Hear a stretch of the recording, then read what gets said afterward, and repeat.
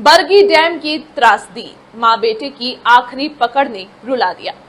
मध्य प्रदेश के जबलपुर से एक ऐसी दर्दनाक कहानी सामने आई जिसने हर किसी की आंखें नम कर दी। बरगी डैम में गुरुवार शाम करीब 5 बजे एक टूरिस्ट क्रूज अचानक तेज आंधी की चपेट में आकर डूब गया और देखते ही देखते खुशियों से भरी एक सैर मातम में बदल गई।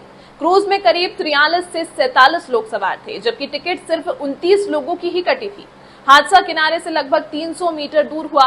उस वक्त हवा की रफ्तार 74 किलोमीटर प्रति घंटा थी, इतनी तेज कि किसी को संभलने का मौका ही नहीं मिला। अब तक 9 लोगों के शव मिल चुके हैं, 28 को सुरक्षित निकाल लिया गया है, जबकि कुछ लोग अभी भी लापता हैं। रेस्क्यू ऑपरेशन में एसडीआरएफ की टीमें जुटी हुई हैं, लेकिन खराब मौसम और अंधेरे ने राहत कार्य को मुश्किल बना दिया है। इस हादसे की सबसे मार्मिक तस्वीर तब सामने आई जब एक मां अपने 4 साल के बेटे को लाइफ जैकेट में सीने से चिपकाए मिली। मौत भी उस मां के हाथों से उसके बच्चे को अलग नहीं कर सकी। यह परिवार दिल्ली से घूमने आया था, जहां पिता और बेटी तो बच गए, लेकिन मां बेटा हमेशा के लिए बिछड़ गए। प्रधानमंत्री नरेंद्र मोदी ने इस हादसे पर दुख जताते हुए मृतकों के परिजनों को मुआवजे का ऐलान किया है। वहीं मुख्यमंत्री ने जांच के आदेश दे दिए हैं। सवाल अब भी वही है, क्या सुरक्षा इंतजाम नाकाफी थे या लापरवाही ने एक और बड़ी त्रासदी को जन्म दिया?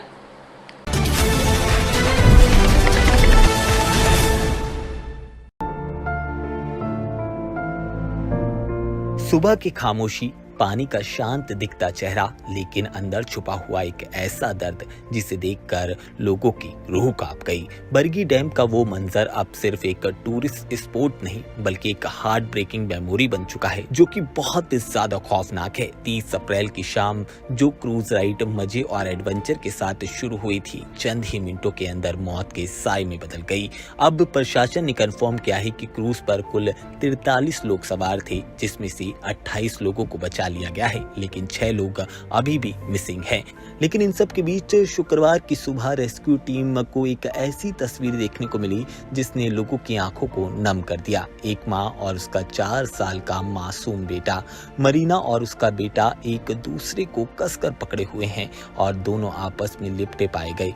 मां ने लाइफ जैकेट पहना था, लेकिन बच्चा बिना किसी सेफ्टी के साथ था। ये मंजर देखकर जो वहां पर रेस्क्यू टीम के लोग मौजूद थे, वो भी पूरी तरह से इमोशनल हो गए। परिवार के बाकी लोग यानी कि पिता प्रदीप और बेटी सिया किसी तरह खुद को बचाती नजर आई। सिया ने बताया कि अचानक से एक तेज पानी की लहर आई। पानी तेजी के साथ क्रूज के अंदर भरने लगा और लोग पूरी तरह से उस वक्त पैनिक हो गए थे। हमें कोई भी प्रॉपर लाइफ जैकेट नहीं दिया गया था। ये बात उसने बहुत ही दर्द भरी आवाज में बताई थी। रेस्क्यू के दौरान कुछ यात्री खुद लॉकर तोड़कर लाइफ जैकेट निकालने लगे और बाहर निकलने की कोशिश करने लगे, लेकिन तब तक बहुत देर हो चुकी थी। चंद ही मिनटों में क्रूज पूरी तरह से पलट गया और सब कुछ खत्म हो गया। इधर प्रशासन ने भी साफ किया कि अब तक कुल 9 शव बरामद हो चुके हैं। वहीं पर्यटन मंत्री धर्मेंद्र सिंह लोधी की बात करें तो वो मौके पर पहुंचे थे और कहा कि अगर किसी भी तरह की कोई ढील पाई जाती है तो उस पर स्ट्रिक्ट एक्शन लिया जाएगा। जबलपुर के कलेक्टर की माने तो उन्होंने बताया कि रेस्क्यू ऑपरेशन बहुत तेजी के साथ चलाया जा रहा है और आने वाले कुछ घंटों में पूरी स्थिति साफ हो जाएगी।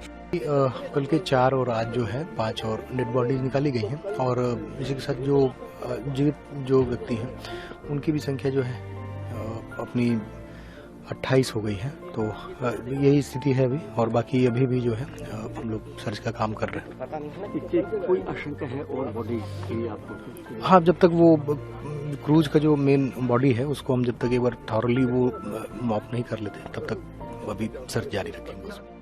इस हादसे ने एक बार फिर से कई सारे सवाल खड़े कर दिए हैं। क्या एडवेंचर के नाम पर सेफ्टी को इग्नोर किया जाना ठीक है, और क्या इस मामले में ऐसा ही किया जा रहा था और ये दर्दनाक जो हादसा है उसे रोका जा सकता था या नहीं? लेकिन इन सब के बीच ये तस्वीर जिसने भी देखी उसकी आंखें नम हो गई, उसकी आंखों से आंसू छलक पड़े।